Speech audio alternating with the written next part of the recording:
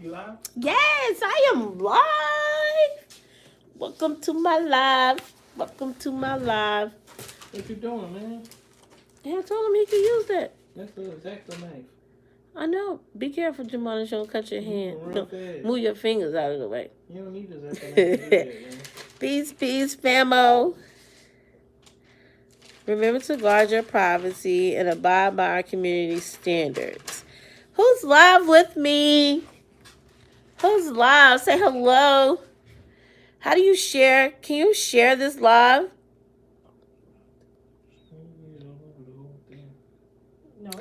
Do y'all know how to share this live? Because I don't.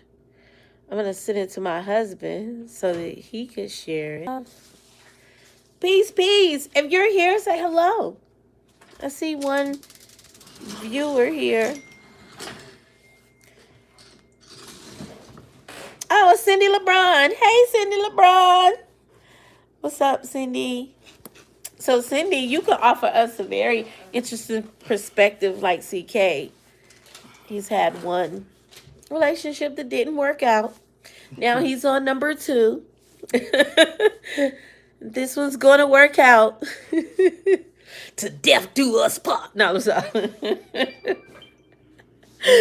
No, so what I really wanted to talk about was kind of my experience and preparation up until, getting married. So what was my thought processes? What was my last relationships like before I ventured into the field of marriage? And share, Cindy, if you could share this for me, that would be super awesome, Queen. Because we haven't been up here in a really long time, so I'm not sure if people know that we're still doing this. And they get the notification, they may be like, what is this? Because I didn't know that they still do this. We're going to be more consistent, aren't we, babe? I don't know. It's up to you. CK has been wanting to come and do this for quite some time, but I wasn't in the mood. I was in my funk. And so, and by funk, I mean, I, as CK often say, heard the cries of people. So I would hear the cries of people. Can you share it to Copper Vibrations page? Into my page. I sent it to you through messaging. Yeah, it's right there, but how do you share it? So hold it down. Click on share. Go ahead, it opens up. We'll open it up then. Excuse me, Cindy. How you been doing today, Cindy? What was your day like? Was your day good?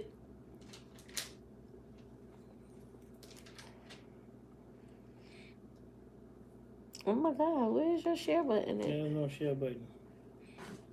It's gotta be a share button. For those that's gonna rewatch it, they ain't gonna like none of this part. For those that's gonna rewatch it, they ain't gonna like none of this part. CK is sometimes he can be so extra. Okay, so if you want to be married, first things first, you need to be honest. You need to be honest with yourself.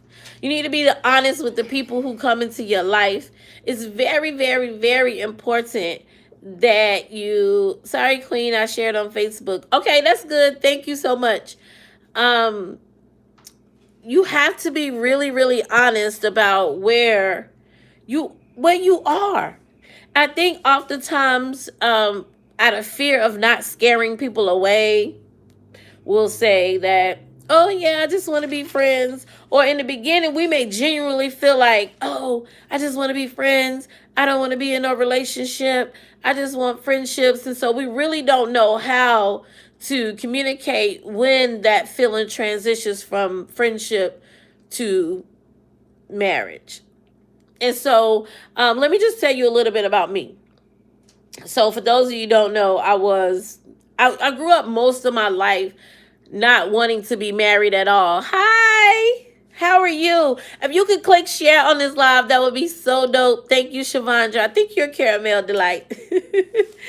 I grew up most of my life not wanting to be married because I didn't have healthy views of marriage. My mom and my dad divorced when I was young. When I was about, let's see, I was about 6 or 7 years old when my parents got a divorce, and it was really difficult for me. So being a young child, I didn't really know how to process that, and so I wanted to blame. As we do as children, we looking for somebody to blame. So I wanted to blame my parents. I wanted to blame my mom. So I really stuck to my dad. I really clinged to my dad more so than I did my mom. And so, I just grew up with this relationship like I ain't never getting married. Not me. I ain't never getting married. Why can't we just be cool? Why can't we just be in a relationship? And then fast forward. So I was always in relationships, these temporary relationships. So relationships would be get to that right before that 4-year mark, and I would cut it off. I would find a way to end that relationship. Like it was kind of like, okay, I put up with your stuff for 3 years, 3.5 years. I'm not going into year 4. I'm not going into year 4 with that drama. So I found it a way to end the relationships. And so it wasn't until I got a little bit older, well, a lot older, coming into the Nation of Islam, taught me about the purpose of marriage. So why should a person even get married? But before then, I was around about 2008. For those of you who don't know, I did 6 years in prison. I was released in 2008. And in 2008, I fell in love with the love he was my love, okay? And physically, from a physical standpoint, I was not attracted to him, but he was a very humble spirit. And so it was something about that humility that really attracted me to him. So we was in a relationship, but I was the breadwinner. Even coming out of prison, I was able to land a career. So I had a career as an operations manager, making really good money on the job with benefits. He struggled to find and maintain employment, often as many of black males do. In our era. So in our time period, it's really hard. So black women, we're able to get and secure a job even under the most challenging circumstances. Here I am, a felon, and I was able to get a job with a career, making a salary with benefits. And him had never been to prison, had never been incarcerated, was having difficulty finding a job. And so like many black women, I wanted to be there. I wanted to support him, and I wanted to help him figure it out, figure out what it is that he wanted to do, and, kind of help him in that. Well, over time period, it came into me carrying him. So it was I paid all the bills. I had the vehicle, so he drove my car. Like many other relationships here, it evolved to a point where he was dropping me off at work and taking my car. And so after a time being, I realized that there was an imbalance in that relationship. Number one, it caused me to be very, very extremely controlling in that relationship. And he felt oftentimes less than, so a lot less than. And he was a very attractive male according to what women saw. It wasn't necessarily my ideal of attraction, but the light skin, the green eyes, all that whole ordeal that people, like from the surface of things. And so he was very attractive. And so when he would go out, he would get lots of attention that he was not getting at home because those things wasn't attracted to me. I really wanted someone who was humble and who would console me at the end of a hard work day. And I was just not receiving that. So during that meantime, we was together about 3.5 years, getting ready to come up on our 4-year mark. It was like a month from our 4-year mark, and I moved out from the house. I completely cleaned out the house and left without a trace that I had ever been there. and I moved to back to my hometown, which is Greensboro, North Carolina, and because I had met the love of my life. I had met the love of my life. Oh, he was a conscious brother. You know how those conscious brothers are. They can teach you something. You be sitting there listening to them talk for hours. And most of us as women, we're sapiosexuals. So that means that we are attracted to men who are smart, who are intelligent, who can break down everyday concepts and put it in a simpler form. So we're very, very attracted to that style of man. You know, when a man can break something down and he can teach you, you know, about the proper foods to eat, about the proper way to dress, about how to wear your hair, you know, all of that. We're just looking at him. And when a woman has admiration for a man in that way, she see him as God. Now, whether she's a faithful, believing woman or not, she doesn't recognize that she sees him as God.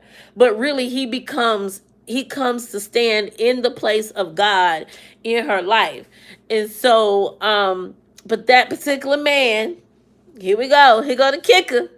The love of my life, that particular man was still married. So he was separated from his wife for 2 years, 3 years, I forgot how many years, for a few years. And we started out as just friends, no intention of being in a relationship. At least that wasn't my intentions of being in a relationship. But come to find out, he was married. And he told me ahead of time, so it wasn't like no shady business. It wasn't like, you know, we started talking and then after a while I was like, boom. No, he was very honest, and we both went into the relationship agreeing to be friends. You know, we're just friends, okay? So we would go out and we would date and we would have these amazing times and these amazing conversations that would last for days. And we would just have a really good time together. After a while, I began to come to my senses and realize that you can't have a relationship with a married man. I don't care if they separated. I don't care what. If you are still on papers, no, you can't have a relationship. They can't have a relationship with you, and you can't have a relationship with them. I don't care what nobody say. Okay, if that person is still documented on papers in a marriage with someone, it is not going to work. Okay, it will never be. And of course, there's always somebody with an exception to the rule, you know, but that's few and far between. We're talking about best case scenarios. And so once I began to realize the mistakes that I was making and the things that I had done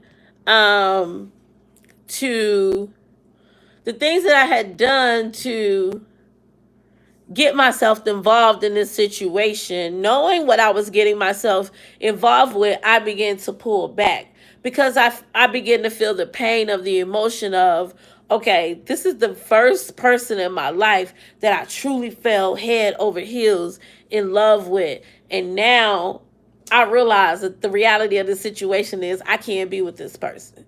So in the mix of that, I began to become all emotional and all kinds of crap. And that person began to, you know, be upset and attack me for it, push me away, pull me back, push me away, pull me back, push me away, pull me back, type of ordeal. And so we carried out this for a few years, for probably about 2 years, maybe 2 years, 2.5 years or so. And he eventually returned to his wife. But the beauty of that relationship, what I was able to take away from that situation is all the knowledge that I have gained. So, you know, for that moment, I became bitter, you know, really upset. You tricked me, you fooled me. In actuality, I fooled myself, okay? Ain't nobody really have to fool me. And when it comes down to it, at the end of the day, we have to take responsibility for our own actions. And we know when we fooled ourselves, ladies, because many a times we know something's not good. We know it's not beneficial for us.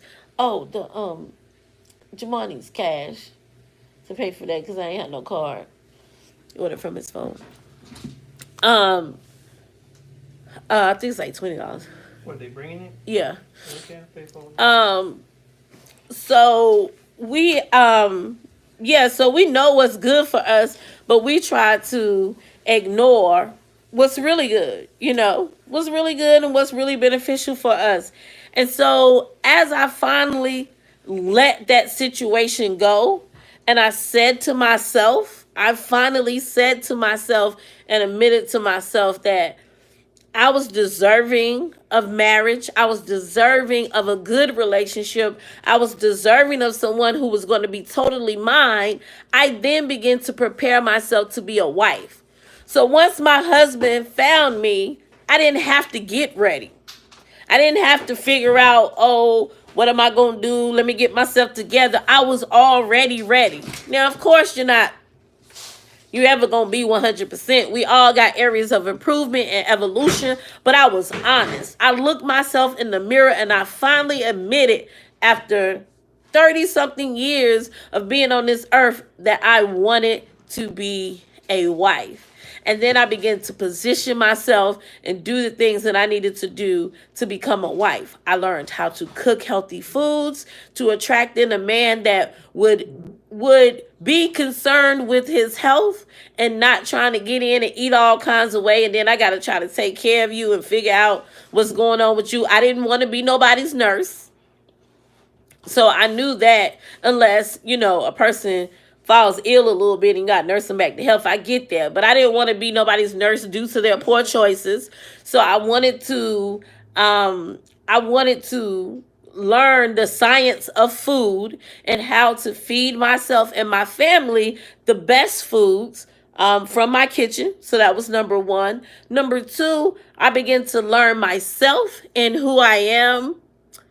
I began to learn myself and who I am, and what I desired and what I needed above anything else. And in that space, I realized that I needed emotional security more than anything. You can keep your finances, because I knew I'm a money maker. I'm a money generator. I'm a money magnet. I always known this about me in my whole entire lifetime. But in order for me to stand in that space of being a money magnet, I needed to have emotional security. And so oftentimes when my finances is suffering, it's because emotionally I'm insecure. And so you don't find out these types of things about yourself until you begin the journey in yourself, until you get your natal chart, until you begin to do meditations, until you begin to understand what you like and what you don't like. Then you're able to decide, a good choice. Secondly, I made a list. Like everybody said, make a list. But then my husband didn't really, when my husband came into my life, he really didn't match the things that were on my list. And so I couldn't be so, I, I couldn't be so extra that I had to just be like, if they ain't got this, nothing. You know what I mean? I had to have my list for my conscience sake to keep me stable, but then I had to also be willing to change and bend certain aspects of the list. Now you have your deal breakers. You must always, always, always, in any type of relationship, whether it's friendship, whether it's a job, whether it's, any type of social group that you belong to, you must always have your deal breakers. If these things happen, absolutely not. We are not to just take any and everything. So you must have your deal breakers. Absolutely not. Are y'all here? Y'all with me? Are y'all listening to me? Y'all following along? This not like Facebook. Y'all would have been doing a whole lot of commenting, but I can't tell. It just seemed like y'all sitting here. I don't know if y'all hear me. Am I frozen? Is everything all good? Do y'all be like, I hear you, queen. I don't hear you, queen. And then I know sometimes the comments, you gotta turn them on and all kinds of extra stuff here. Yes, that's me. No problem, queen. Yes, girl, I'm listening. Okay, cool. I believe that's one of my faults. I had no deal breakers and I always dealt with it. Yeah, that is huge, man. To be in a situation without deal breakers, you must. You must. CK, what are some of your deal breakers? You got deal breakers? Of course, I got deal breakers. I mean, I threw all my deal breakers out of the window when I met you, though. But ain't like stuff like smoking cigarettes. Like you ain't gonna be in my face smelling like nicotine. I ain't gonna be smoking Newport. No blowing it in your offense to face. y'all that smoke cigarettes. I'm just saying that's a deal breaker for me. Like I don't smoke. I would like you not to be smelling like cigarettes. That's it, you know. I can't go give me a pack of Newports, babe. Be blowing them right here, chiefing them. I mean, you can if you want, but that's like I probably won't be in your face. Like that will make me step back a couple of things. Yeah, I think in the context of being, lady liking to be taken serious, yeah, cigarettes is a Also, bit a much. deal breaker for me is I want somebody that's willing to work.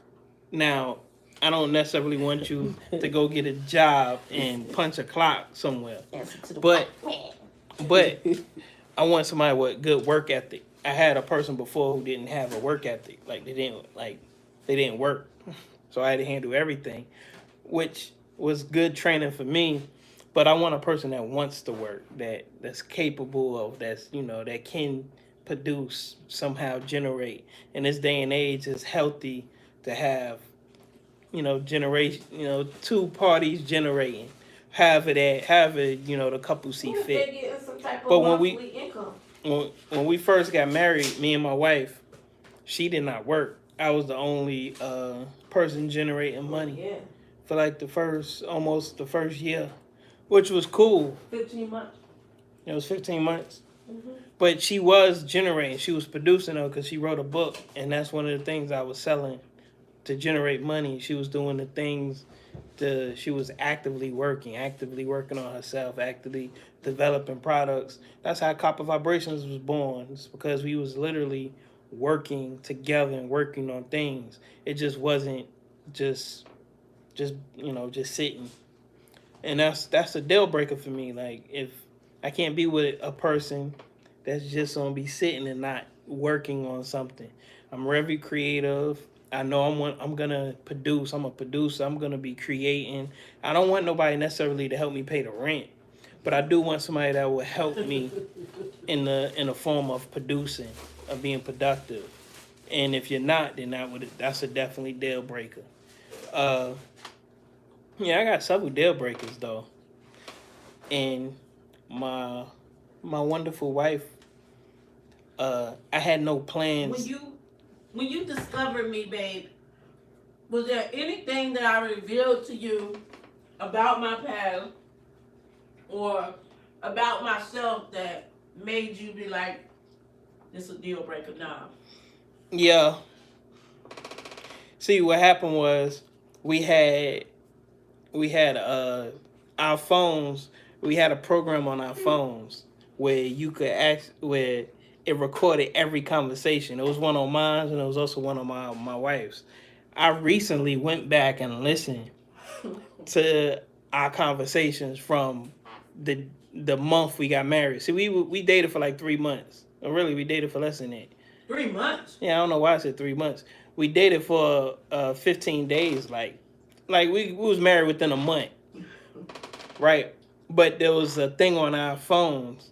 So I went back and listened, and there was I was open to her, something that happened, and I was upset, and I was trying to get over it. And I was having those conversations with her while I was at work. Like, she asked me, how am I doing? And I'm like, I got an issue with you. It was like I had an issue, and I was being honest and open about it. And I was like, I want to work my way through this one.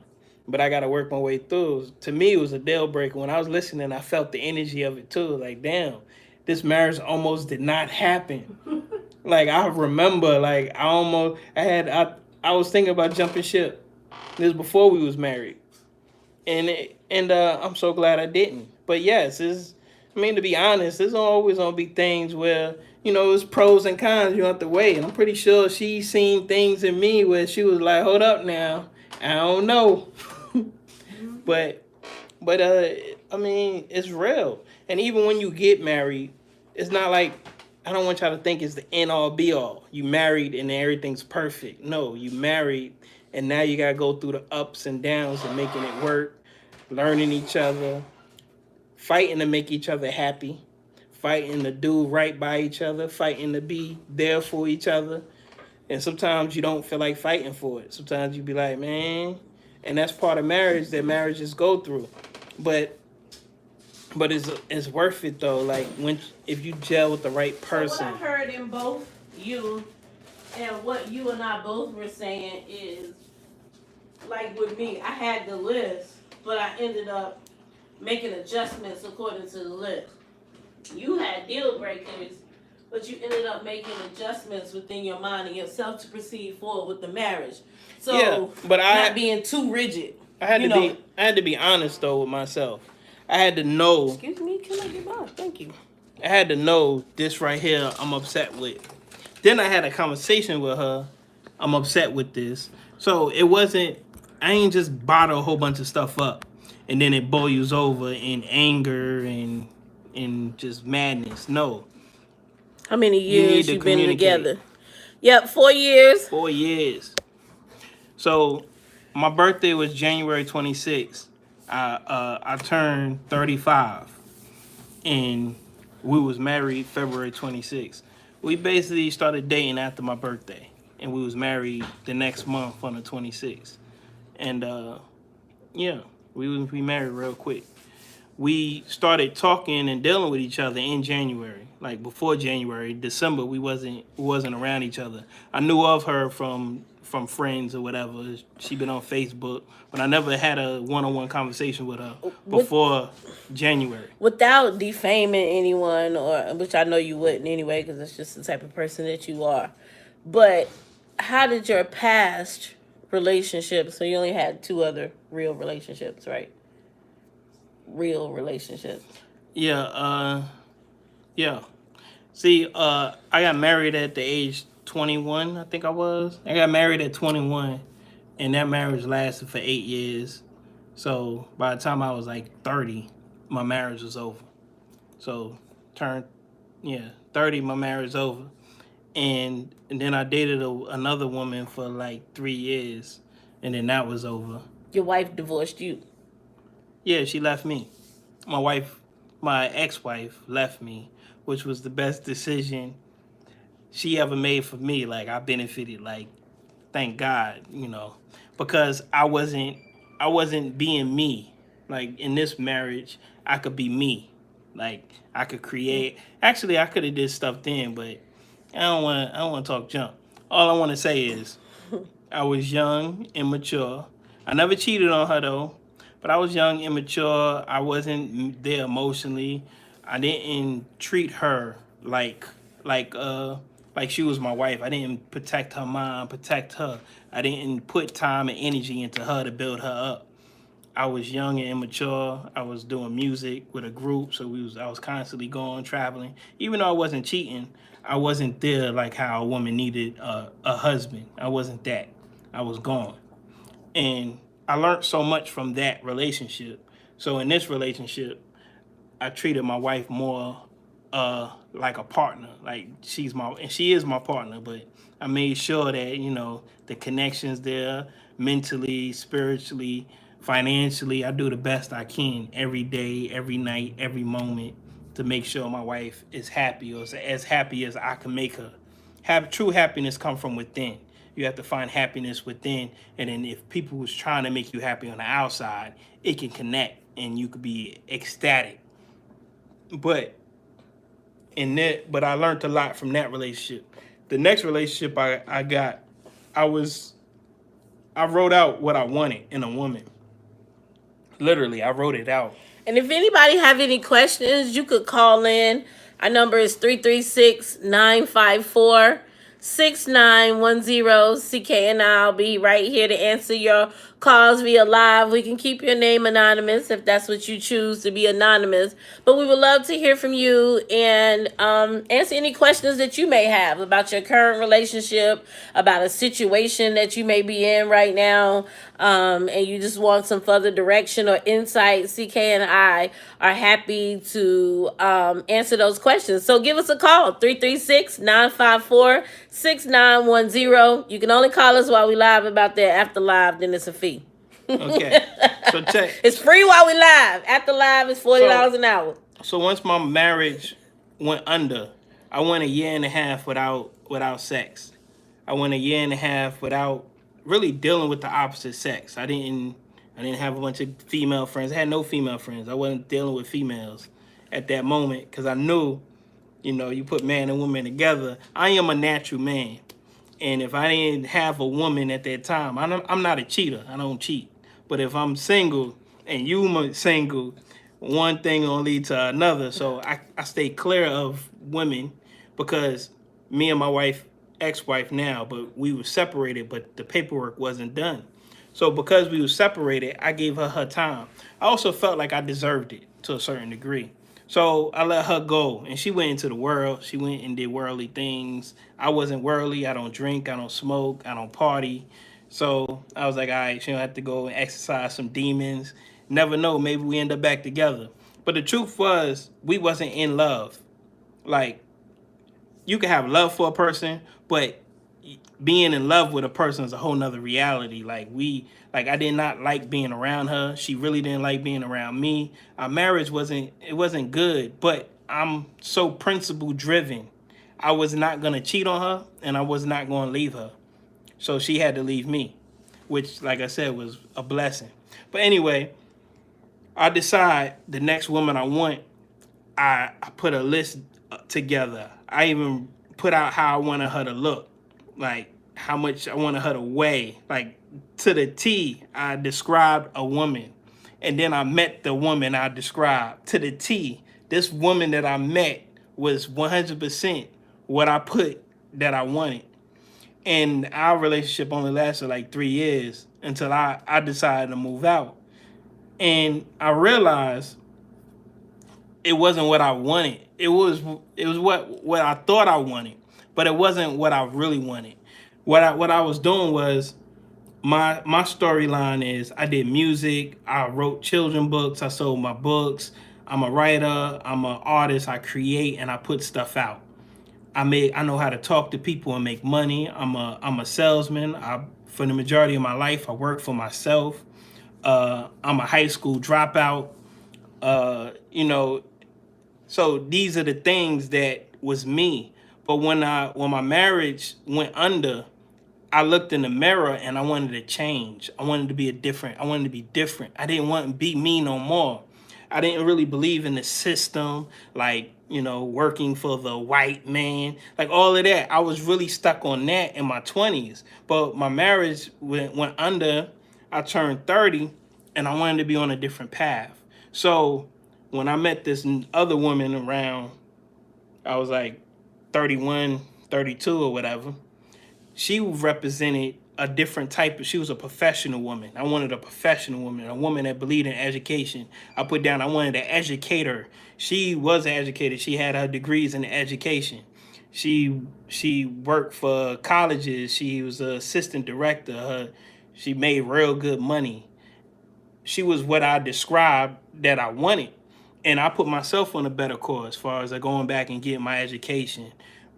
Through being with her, I not only got my education, I was back in college. I was taking college courses. I was doing pretty good in college. She was helping me out. So I had myself on a different course. I ended up getting a job where I was making decent money, had benefits. First time in my life, I actually got benefits. I could go to the dentist, I could go to the doctor. A person who worked for yourself and you ain't making that much money, going to the dentist, the doctors, all that is like outside of your scope. But when you got a job with benefits, that's like the American dream. So I was trying to do the American dream. I wanted, I wanted to work for the white man so I could get money. At the same time, I had my books still selling. I was in flea markets. So I was still doing my little thing on the side, but working a job takes a lot of your energy. So I wasn't going that hard with my products. I was going to school. I was a full-time student at the community college. I was, I was doing I was getting financial aid. So I was doing all of that. I was going through that world. And in that world, I was trying to fit in that world. But the truth was, I wasn't happy in that world. That world did not make me happy. I prefer to work for myself. I prefer to create. I prefer to do those things. But I was in that world because I figured, doing for self and all that wasn't working out. So I switched up and I went to school and all of that. But me and that relationship got to the point where really, it got to the point where really I need to marry her or I need to leave. And that's what it was. And instead of marrying her, I left. I moved out. And when I moved out, it's like I made sure she was straight. I didn't leave her holding no bag. Her sister moved in. We had a place together, and I was paying half the bills. But when her sister moved in, her sister had a good job too. So her money big, her sister money big. She was straight for me to leave. So I left. And when I left, I took my son, and I was a single dad, and I was dealing with that. And when I met my wife, I was actually down because my relationship didn't work out. I was a full-time student still when I met my wife, and I had a job with benefits. But going to work felt like I was dying. I didn't like the job. I would prefer to work for myself. And I was trying to do other things. But when I met my wife, she made my dreams come true. What I dreamed of, not what I wrote out, what I dreamed of, the reality of my dream is I'm living my dream. I literally make a living off of my creations. I have love. I get so much love from y'all. Y'all give us love as far as copper vibrations and making silver stuff. We get so much love. It's like we bathing in it. We bathe in y'all energy. Y'all give us energy. I'm also surrounded by crystals and stones. This energy that I'm wrapped in is like a dream. And on top of that, the finances is like a dream. Whatever I make is sold. It's to the point where it don't matter. If I make it, it's gonna sell. I can't make enough. Okay, say to the point of marriage, bro. Yeah, so my marriage now is my dream. My girlfriend, something I wrote out was I thought what I wanted, but that's not what I wanted. Sometimes you can write stuff out and think this is your ideal mate, but that's not necessarily what you need. Sometimes you just got to open yourself up to the energy and prepare yourself. I prepared myself. When I met my wife, I had my son, I had a job, and I was a full-time student. I had money. I was handling things as best as I could. So when she seen me driving a car. She seen me doing the best I can for my son. I hired her to tutor my son. She seen me doing the best I can. So she connected with that. And what she was bringing to the table was she could help cultivate all the things I have inside of me and help me create and bring it to the market. She was what I needed as far as what my soul needed. My soul wanted to create, wanted to be great. I wanted to be. And she connected with that. The girlfriend I had, she was not. She was a full-time, she was in her career, and her career was demanding. I had to be more of a supporter to her when she come home stressed. I had to, talk to her, get her back mind right. A lot of y'all women that got jobs that's like got a lot of stress with it, y'all need the type of men that's understanding. That's what I was looking for in my previous relationship. Yeah, y'all need that men that's gonna help unwind you when you come home. When you come home, you need a man that's can't wait to massage your feet and let you talk about what happened at the office or what this person did or how you had to avoid being that angry black woman if you're a woman, or if you black, but you had to go through. You need those type of men, and I understand that. I understood what she needed, my ex-girlfriend. So I was being more of that to her than she was help cultivating me. But I wanted a woman that could help cultivate me because I believe in my mind that I am a gold mine. I am a diamond in the rough and I need help. But if somebody helped me, we could create, we could build a universe, we could build a world, we could build an empire, we could build a kingdom. but you have to put time and energy into me. And I learned from my first marriage, I need to put time and energy into you. I can't just keep it where it's all about me. At the same time, I can't make it all about you. It needs to be about us. So I learned from my two relationships prior of my wife that it can't just be all about my ex. I mean, it can't not be nothing about her as far as my ex-wife. And then it can't be just straight up handling my ex-girlfriend. Like, it was more about her. And it wasn't enough about me. Like, so it had to be a balance. So when I found that balance with my wonderful wife, I married her quickly. I didn't hesitate. It was not a hesitation. Even those, marrying quick is certain things that you be looking at, be like, hold up, I don't know. Like, there's a lot of things I didn't know. So as things was unwinding, our relationship was getting closer. It was things that we was finding out about each other, but it was at fast pace. Like I said, we started dating after my birthday, and we was married. My birthday is on the 26th. We was married the next month on the 26th. So it was a lot that we didn't know about each other. But we jumped in the vehicle, like we jumped in together, like let's go. Whatever it is, we'll figure it out. We'll make it work. And with that mindset, as we went through our ups and downs, we figured it out and we made it work as we learned each other. So we was like, it was on job experience. Like we was learning each other. And she really cultivated me. She allowed me to be me. She allowed me to develop and grow into the Copper King. She allowed me to develop and grow into my greatness, into greatness. And in return, I did the same with her. I never pressured her to go and get a job because I didn't want her to go get a job. But I did want her to work. I wanted her to cultivate herself and develop and grow into what she is. I know the unique aspect. One of the things that that I, one of the things that I had in my mind was that I knew before I got married, I knew that I needed to take a time to be in the home.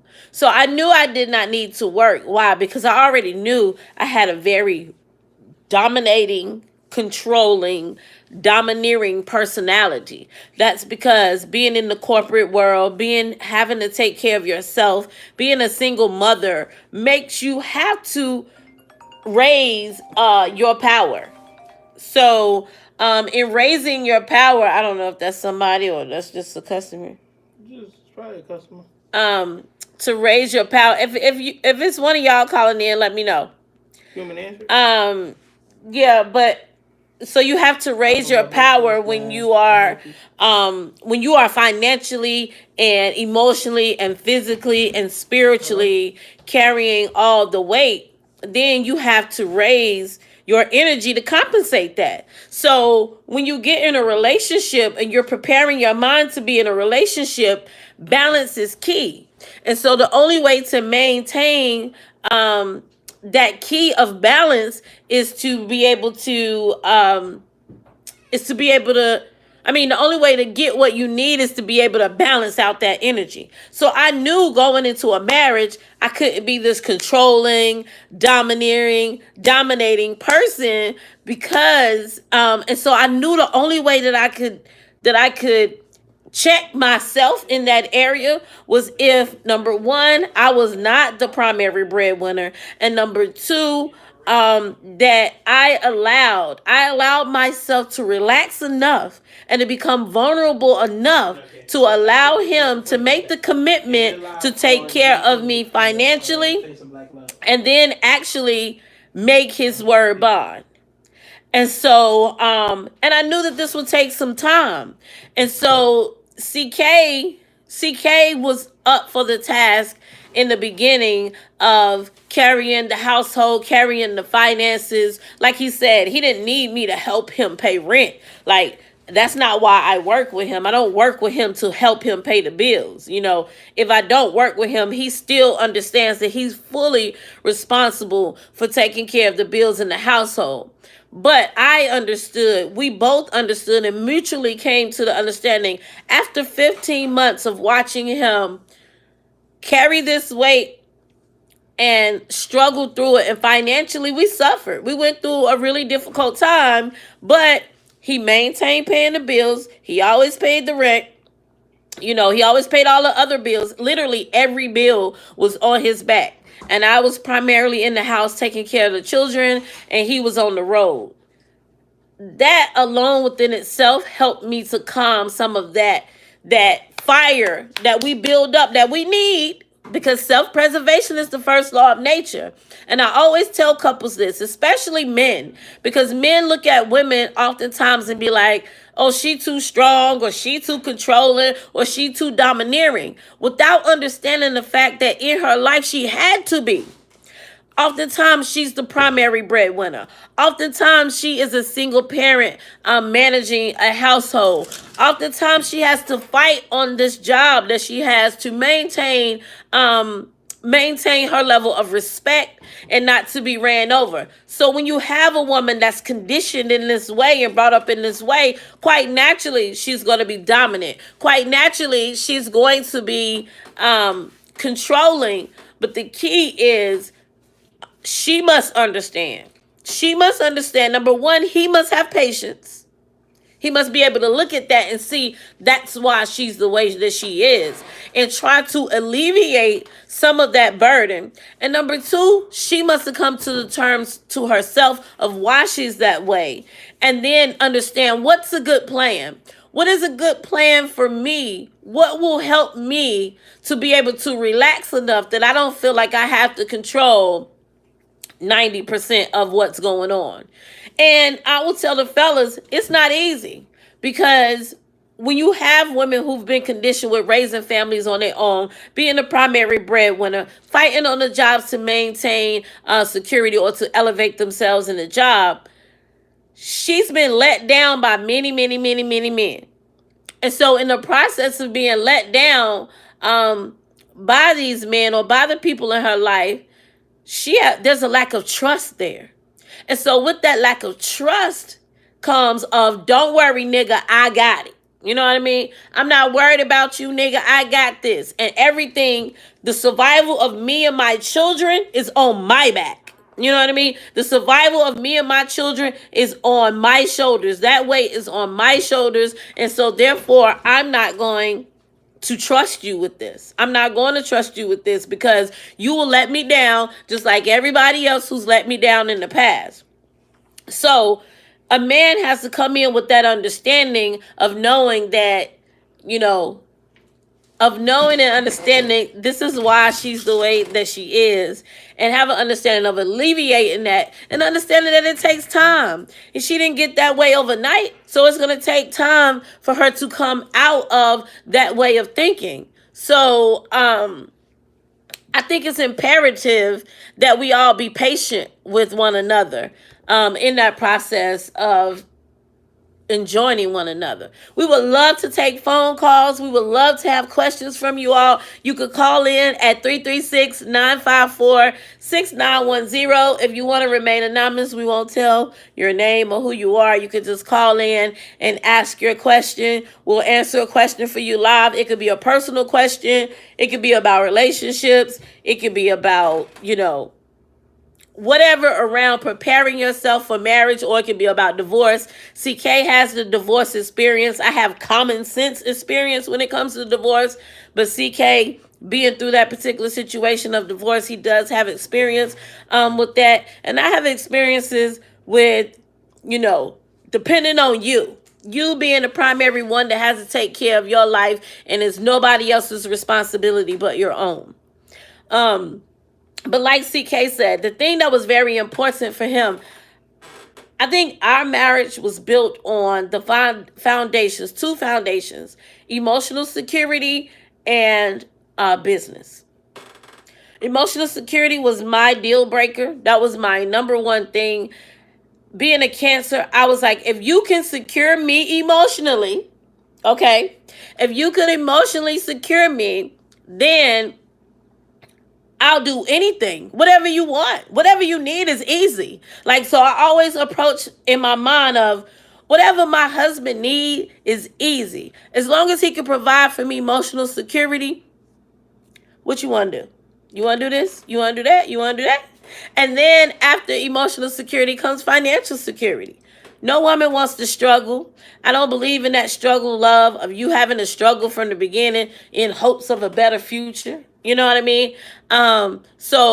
But relationships will struggle oftentimes in this day and age. So I'm not saying that, you got to go out there for the richest person in the world. But I don't believe that you have to. I don't feel like that's a prerequisite for a successful relationship. It's the struggle in the beginning in hopes of a better future. Like, no. All of our situations are different. And so we have individual needs. But my thing to women is, if you want to become married, if you are single and you want to become married, you must make yourself a wife already. The Bible, there's a scripture in the Bible that people love to quote, and it says, and T.D. Jakes actually brought up this point, and this is where I got it from. A man who finds a wife finds a good thing and obtains favor from the Lord. A man who finds a wife. That means she was a wife already. It didn't say a man who finds a woman, a man who finds a female, a man who finds a girlfriend, a man who finds, a freak in the bed, a lady in the streets and a freak in the bed. It didn't say that. It said a man who finds a wife. So what are the qualities of being a wife?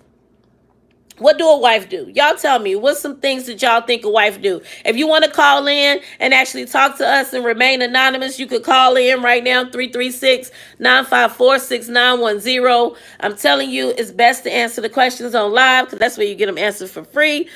After the live, it's $40 an hour because, we busy and we got things to do. We just carved out this piece of time to bring this to y'all because this has been something that's really heavy on my heart. I want to see my sisters and brothers married. I want them to see them going through the struggle of marriage. I want them to see how marriage is such a wonderful mess. I want them to see that it ain't always peachy. Facebook allows you to see the good side, right? Because we put our best foot forward for social media. I mean, we're supposed to. I hate when people be like, they don't never show their failures. They don't never post what's bad going on in their life. They only post what's good. Well, damn it, ain't that's what you're supposed to do? Who wants a fucking Debbie Downer or wants somebody that's miserable 24/7 posting something? No. So, when we come on platforms like this, we can share some of our failures. Number one, what do you think what is first failure or challenging time do you think we had in our marriage, CK?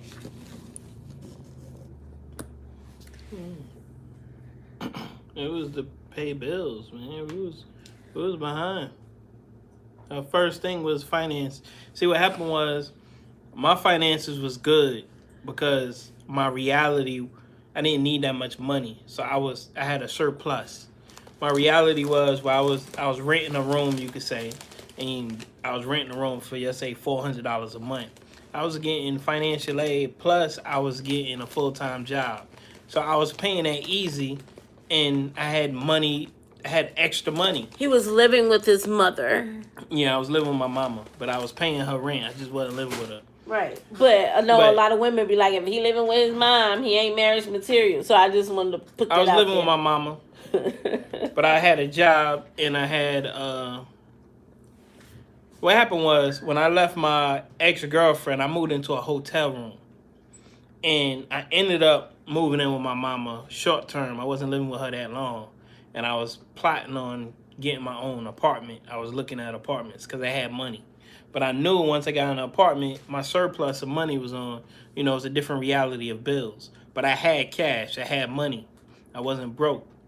But when I married my wife and moved in with her, she was getting financial aid, and she was selling. I wasn't getting no financial aid.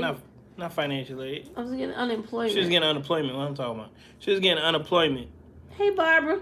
She was getting unemployment, and then her plus she was selling food. She posted a picture online of food she made, and people came and bought it. When we got married, she stopped selling food, like cold turkey. There was no more food really being sold, so she wasn't generating no more money, wasn't coming in, and her unemployment stopped like the week before we got married. So we married, and all of her income is gone. It's non-existent. So it's all of my money now to take care of all of the bills. And that's when it really got real, because my money was good, but it wasn't as good as taking care of everything and still having money left over where we could enjoy our life. It was very uncomfortable. I still paid the rent, paid the bills, but it was a struggle. So we struggled, and we went through some hard times financially immediately. Soon as we got married, finances hit us hard, and that was our first like. What do you It was think? real. Just share some other challenges that we had during marriage. I mean, it's gonna sound arrogant. You real challenges we had is when we was inside the mall. I wanted to leave the mall. You wanted to, because we gave people, we told people, basically gave our word that we'll stay, but financially we had another spot. Like we, all right. So Copper Vibrations was born. We in the mall with Copper Vibrations / selling my books. We partnered up with a person, so we was sharing a cart. A person was giving us like half the booth rent, and we had the other half. But while we was in the mall, we ended up getting a storefront. It wasn't our plan. It happened, and it fell in our lap. So we had a storefront, and we was in the mall. We had two businesses, and we told our partner in the mall that we was gonna stay in the mall. But once we got the other business, we had two businesses. Our contract was up in the mall. I decided it's time to go. We got the other business. We don't need to be in the mall no more. There's no need for us to be paying this rent when we got the other business. But we had a partner. We told her we was on stay. So me and my wife had a disagreement. I'm like, we're leaving, even though we had a partner who's expecting us to stay. But financially and business wise, it no longer made sense for us to stay. But what about our partner? So it's like we was leaving. It was like it was messy. It was a messy situation. It was real hard business making decisions. But I made up my mind. We're leaving. We're not staying. And we gotta let her know. Like, I'm sorry, but we was planning on staying, but we got this other location, and we're not staying no more. And me and my wife went at it. Like, it was a big disagreement, big argument, and it was very intense. And that was one time where it was really intense, and we left the mall though, and it was still the best business decision. And that type of thing happened again at another location we had. But the but a lot of things that we do, as far as when it was a big strain, a lot of times it had to do with our finances. It had to do with business decisions. It had to do with the way we maneuvered. We went through another bad time when I was always out of town. I was in the mall in Myrtle Beach. I had a deal with Myrtle Beach, and I was in the mall selling my books while she was living here in Greensboro with the children. So I was gone, and I try to come back as much as possible, but I was mainly gone, and that was very hard on our marriage. And I was like, well, when I get back, we're gonna go in the mall in Greensboro, so I don't have to be gone, because it was such a strain on our marriage. I was like, I'm gonna make it so that I'm not gonna leave your side. We was hardly ever together, and I was like, listen, this right now, but in the future we will be together constantly. It will be a change, and that's what I worked on. I came in the mall, and then we've been together ever since. We've been together for like 3 years straight. So, that's some of the challenges that, we've had. That's from his perspective. Some of my challenges were, number one was the very first thing that challenged me in our marriage was he wanted to quit his job. Like he said, we were living off his surplus of money, so he was in school plus he was working. So and then he had this big idea. he's a creative. So it's like, I want to quit my job. I didn't have a job at this point, so I had lost my security. I wasn't getting unemployment, and I was no longer selling food, because primarily the selling of food, the bulk of my customers were male. And so I stopped selling the food because I didn't feel like it was right to have a bunch of men sitting around in the house eating while my husband's out on the road. So I stopped selling food. And so financially we went through, and then he started this Negro. We like, what, how many months into the marriage you started talking about quitting your job? Maybe 2-3 months? Immediately. I did the math on it and it didn't add up. Immediately I said it. So he started talking about, this brother started talking about he was gonna quit his job. And stop going to school. So immediately, the monster kicks out. My emotional security, my security, because with me, security is number one. It's number one. So we began to be affected by the way that by what he was deciding to do. And I'm realizing, hold on, he's talking about quitting his job. How we gonna eat? How we gonna live? And then when I married him, he only had his son with him, so I knew and I expected his son. But then 2 months after we got married, his daughter came to live with us. So now our family just expanded. So now we have 3 children, plus myself and him. So that's a family of 5. And now he's talking about quitting his job. And no financial support from the other 2 parents. Yeah, and no financial support from the other 2 parents. So the children's mother wasn't giving financial support at all, 0. And my daughter's father was giving 0 financial support. So all of that weight and that burden was on us, period.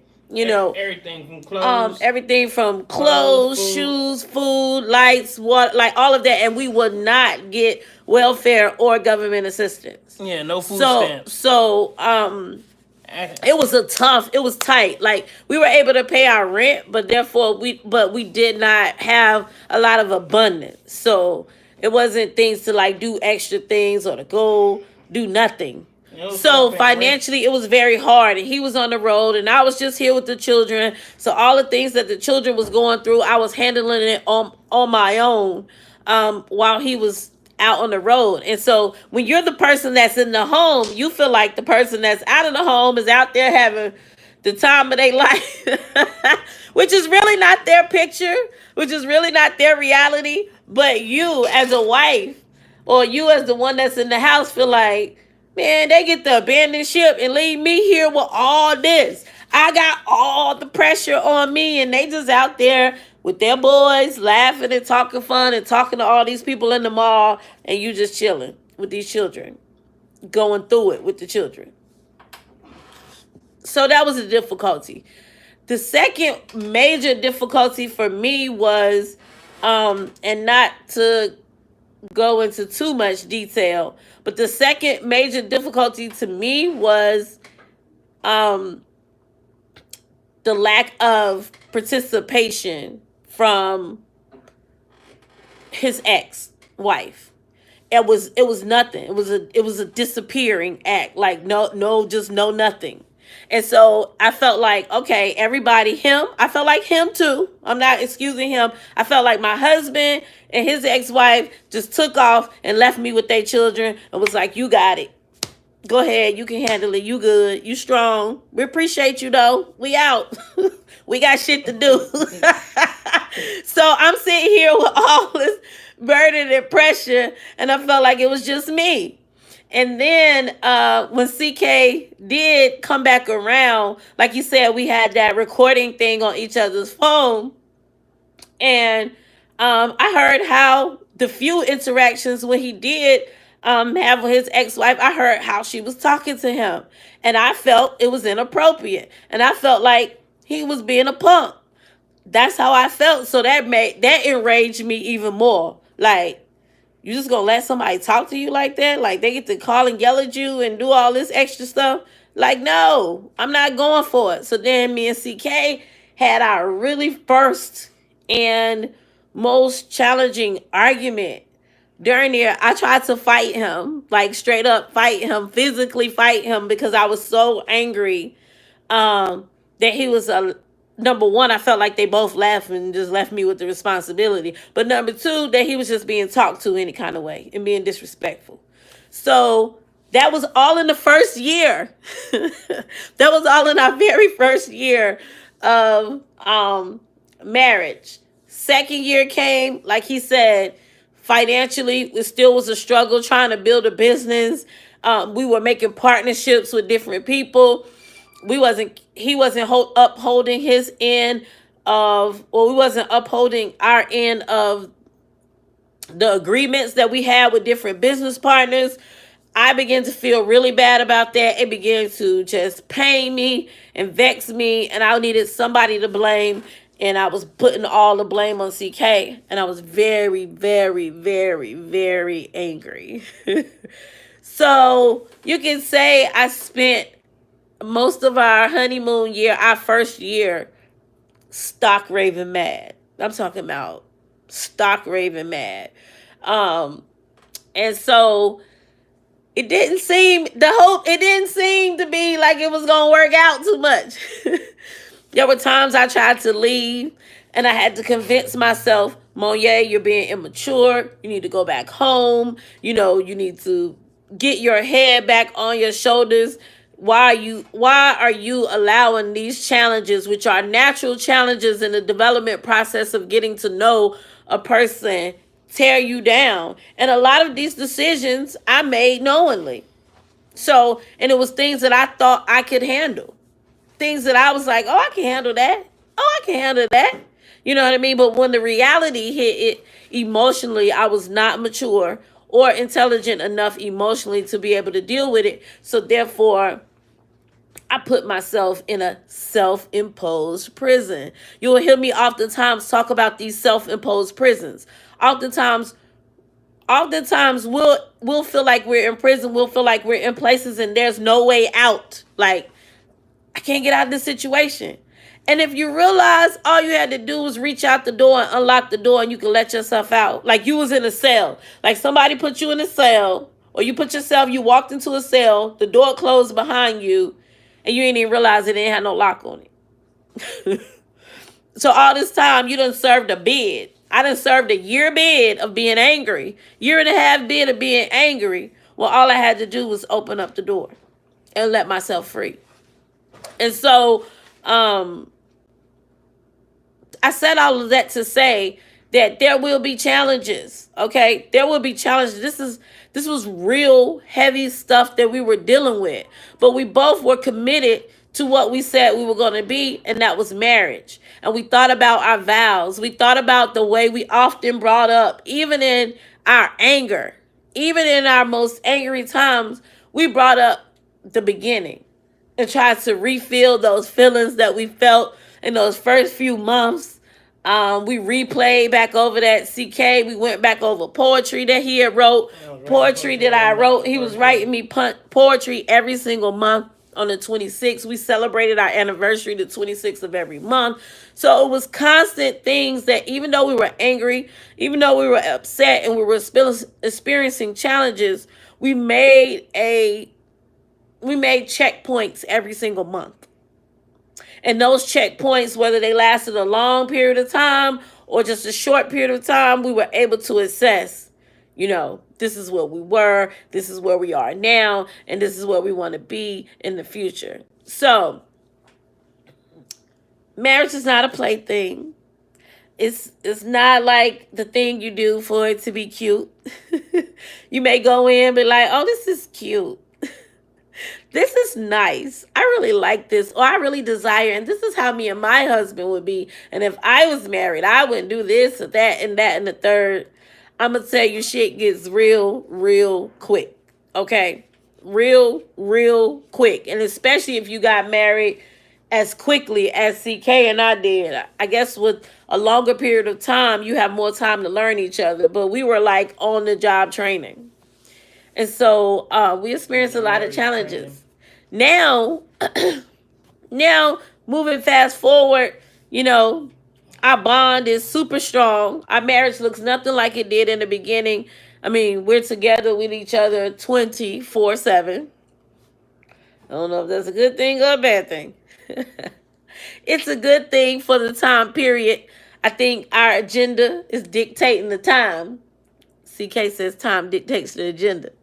But I think our agenda is dictating the time that we're in right now at this point because we know that this is where we need to be in order to build what we need to build. And it takes this 24/7 commitment, this 365 commitment to one another and being in each other's mess and in each other's light. So being in each other's shadow and being in each other's light to form the bond that we need to build a lasting thing that we want to build. We know that our marriage will go through another stage. We've accepted the fact that our marriage is ever evolving. Once we reach a certain level of success, we know that we will not be around each other so much. That he'll be doing his thing and I'll be doing my thing, and we'll come back and the love will still be there, but we've already prepared ourselves for that. So when it happens, it's not like, what the hell happened? You cheating on me? Never cheat. Never cheat. Whatever you do, that's the basis of marriage. Never cheat. Never cheat. Because in the arms or in the bed or in the car or under the stairwell or outside, it's never the answer to any problem that you may be going through within your marriage. And fully, if you're in a marriage, fully close it off before you opening yourself up to someone else. I don't care how long you've been separated. You need to sever those ties. You need to do the paperwork. You need to do what needs to be done in order to eliminate that past situation and move forward. And stop finding excuses to hang on to each other. Whether it's property, whether it's children, whether it's, emotions, whatever. I see people who divorce, who separate, and they find every excuse in the world to still be all up in that person's face or to be all dependent upon that person. You can't catch gone. You can't catch gone, and when it's done, it's done. You have to sever ties and make it become a business relationship. And as a business relationship, you take care of business and you move on. Okay? You take care of business, meaning whatever you got to do with the children, you take care of business, keep it very minimal, keep your emotions out of it, approach it with a rational standpoint, understand that you both have rights and entitlement to the children, and move on. Move on. It's not worth it. What are you clinging on to? I see and I notice most people try to get a return on their investment. They feel like, oh, I've invested this amount of time, hours, pain, love. I've invested all this into you, and I'm not gonna let you go or leave you alone till I get a return on my investment. All the things that I did to build you up or to help you, I don't want you to take that and be good to that woman or be good to that man. So I'm just gonna hold you hostage. No, because you ain't holding them hostage, you holding yourself hostage. You're not holding them hostage. You're not hurting them. You may be temporarily hurting them, but if they are determined to move on, they're going to move on, and you're still going to be in pain, still sitting there fighting for a spot. Never fight for your spot. Allow your spot and your title to be given to you. You don't have to fight for that. You're losing your voice. I know, I am. I'm losing my voice, so I guess it's time for me to stop. I want to say to the men that's listening, if you're not married, it's hard for you, damn near impossible for you to reach your goals without a wonderful wife, without a good wife, There's the best wife. A few exceptions to the rule, but overall, even those that made it without a stable wife, it's like messy.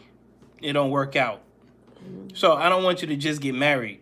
just to be married. No, you got to find the right one for you, and your dreams and all that could be reached. I mean, we got like Prince and Michael Jackson, two great people that passed, that was not married, that did not have a structure, and you could see it was messy. And like, what happens to their greatness? What happens to their music? What happens to their legacy? Like, who is nobody? It's like it's messy. You need to have a structure, and within having a structure is family, and within having a family is being married. It's those things, the institution of marriage. You need that institution to reach certain levels, especially if you're not there and you're trying to get there. You need a partner that's gonna be with you, and that's gonna go through it, the ups and downs with you, and it has an investment with you because they're your partner. You need that marriage. You need it. And I think it's sad though that it's not too many black men saying that to other black men. Like what Jay-Z has, that's real to build what he's building. Even Will Smith and his wife, even though they relationship, they don't even consider themselves marriage, they a little extra. But that shows you, it don't have to look like what everybody else have. But you definitely need it to build. Like, I just watched Will Smith Bucket List, and he did the stand-up comedy. But in his stand-up comedy, he talked about his household, how his son dropped the song, and he like, hey, like, and his son told him, shh, they filming in the other room. Like, his reality of his family is secure. And even the song that his son made, what's it called again? Hey, What? Who? I'm sorry, I wasn't even paying attention. What Will Smith's son is. The song. Oh, I'm an icon. Yeah, living. Icon living. Will Smith hopped on the track, and he was like, he ended it. He's gonna basically give his son all his businesses and be an icon chilling. Like, let you know that his legacy is secure. He's gonna pass it on. He's grooming his son to take over what he has built. Jada said one of the reasons why they'll never get a divorce is because what the institution of them two, what they built, is too much to just break it up. It's not worth breaking it up. They taking care of too many things, too many people for it to fail. That is real. That is actually a great reason to stay together. Is to have so much together where you're benefiting not just yourself, but those that's coming after you. You're benefiting people around you, even people that's older than you, people that came before you, people that's around, like a circle. I could tell their marriage is benefiting her mother, it's benefiting, that she's older. Like, they're surrounded. Their union and their business is having an effect going out, and I don't know how far it goes. I'm not really all up in a business like that, but it's so real, and that's needed inside, especially within the black community, because we really don't have wealth. We haven't built up wealth yet, and to build it up, we don't want to be like Michael Jackson and Prince, where it's not being built and cultivated for the next generation. Not to say they don't have children. I believe Michael Jackson right. do. But it's not being cultivated. But I don't see it though. I don't see how that. Hopefully it is, and it's just not public. But it seemed like when he died, they claimed he was in debt and all this extra stuff, instead of it being understood what he has. Also, insurance policies, they could afford, and they had so much. That's a whole nother conversation. My overall point goes back to find the right person and marry them and build your dream. Build your dream and be faithful. You don't need nobody else but one. All you need is one. Believe it. All you need is one. You don't gotta have multiple women, multiple headaches, multiple people pulling on you. You don't gotta have all that. It's not necessary. All you need is one. Make her as happy as you possibly can. In return, she make you as happy as she possibly can, and y'all build something surreal. Right. So, in closing, anybody up here, I like interaction. I'm probably gonna start going live on the Copper Vibrations page, which we didn't want to do that. But I like talking to people, and I notice on YouTube y'all don't talk. I don't know why y'all don't talk on YouTube. So name one thing that you learned. Name one thing that you learned today. For those who are still watching, and one question that you have. Can you do that? Can y'all do that before we hop off? I know we've been up here for a minute. I never mean to come this long. They all supposed to be like 30 minutes. We at 80 minutes now. We've been up here for an hour and 20 minutes. So, but I'm an interactive type of person. I don't like just talking at people because I believe that all our situations are complex. You know, we all deal with things differently. Our situations are all different. So I don't want to sit up here and just talk at people. You know, I would like for you all to be involved, to ask questions. You have to take it to Facebook. You could call in. Brian, set up a whole nother page. Face of Black Love. If I take up a whole nother page, you probably should just go live from Copper Vibrations. No, you want to mix it too? I mean, we mixed the two. We married and we do business.